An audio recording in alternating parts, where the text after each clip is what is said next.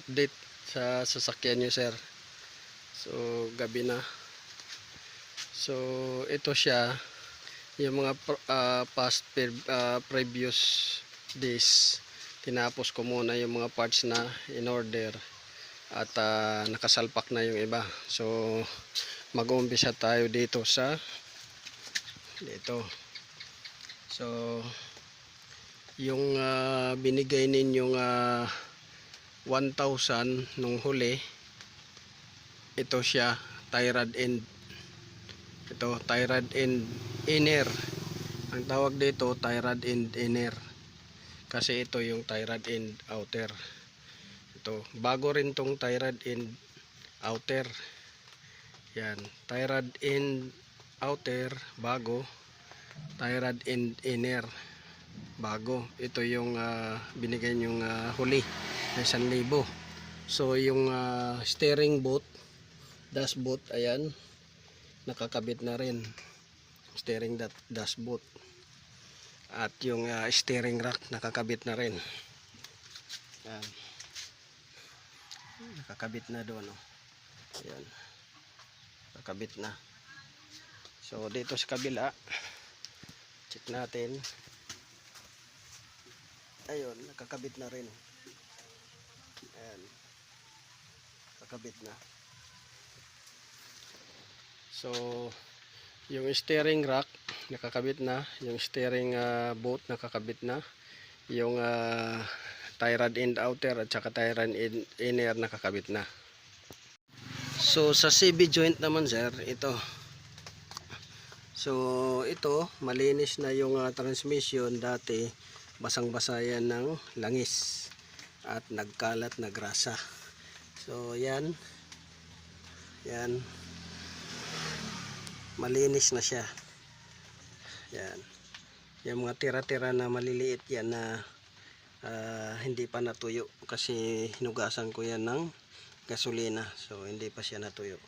So yan yung gearbox. Yan yung gearbox nya sa transmission. Yan. So ang CB joint both at saka CB joint velocity assembly. Yan. So nandito. Hindi may salpak yan dahil nakaharang to sa starter. So ito yung sa kaliwa, CB joint velocity assembly. Ayan.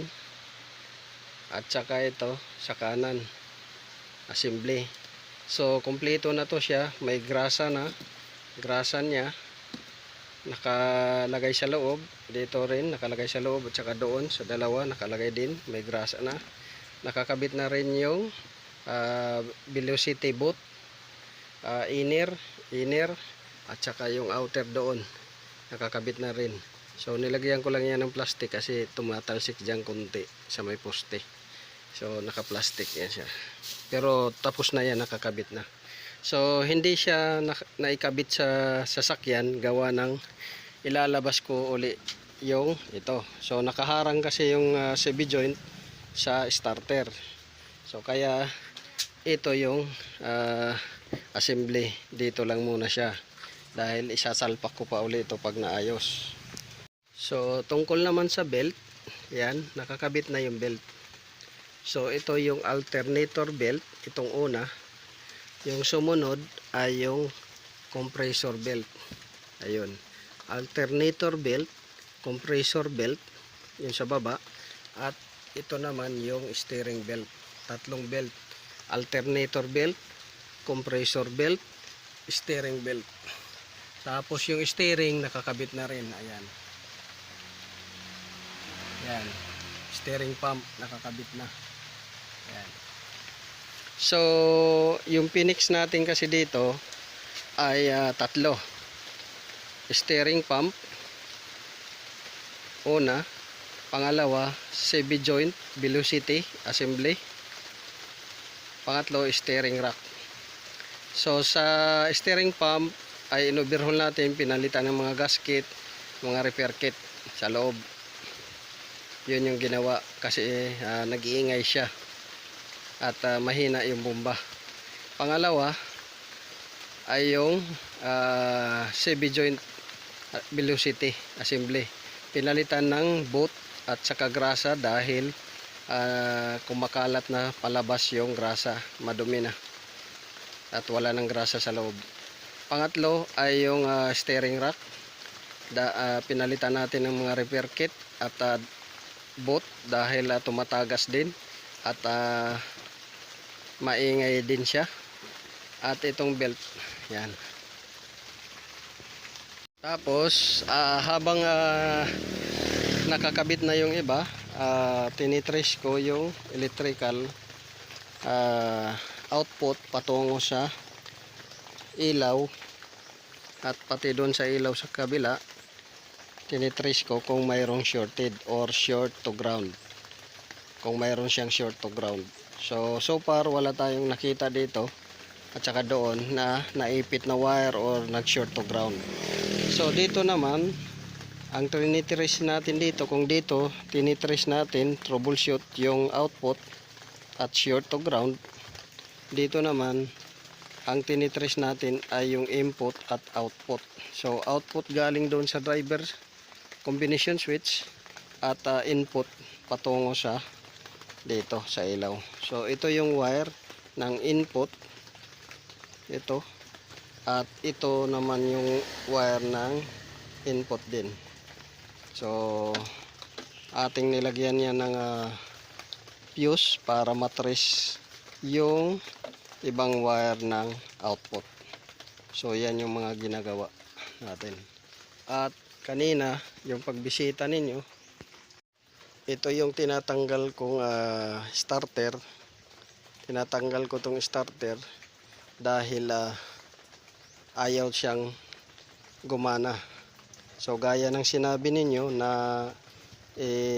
troubleshoot ko yung electrical fuse at kung maaari ay maghanap ako ng fuse box, kaso wala tayong mahanap pa talaga ng fuse box dahil yung pinadala sa atin ay ayaw gumana yung ibang accessories. So mayroon something din na error. So nakatanggal yung fuse box yun at tinitrace natin yung error. So ito yung starter, yung kanina na bumisita kayo, ito yung tinatanggal ko dahil nag-aantay pa rin tayo dito sa fuse box ko. Wala talaga, i-convert na lang natin ng dimmer switch dahil ang wala lang dito talaga sa fuse box na to na ayaw gumana ay yung headlight. Yun lang ang ayaw gumana. So ito yung starter natin na tinanggal. So medyo gabi na, nakailaw na. So tutuloy na natin yung diagnosing nito bukas. So yun lang sir yung update.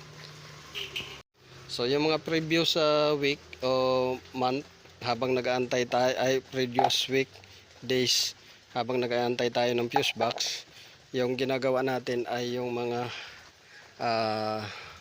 parts na binili natin na repair kit sa steering pump, repair kit sa steering rack, CV joint velocity, yun, binuo natin lahat para naka-ready na. So far ready na siya at lahat. At ito naman yung check natin at nag-check rin tayo ng ano doon, wiring. Check din tayo dito ng mga wiring ito, kaya nakabaklas yan. So yun sir ang update.